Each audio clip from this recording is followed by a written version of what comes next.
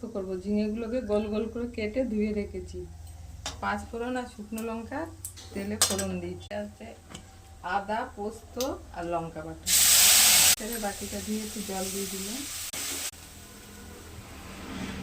অর্ধেকটা টমেটো কুচি দিলাম, লবণ দিলাম, হলুদ দিলাম, অল্প একটু আখের গুড় দিলাম। মশলাটা ভালো করে কষিয়ে নেবো।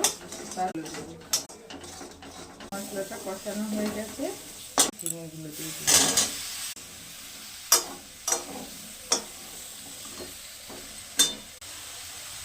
ঝিঙেগুলো খালি কষা হওয়ার, জল টল কিচ্ছু দেবো না।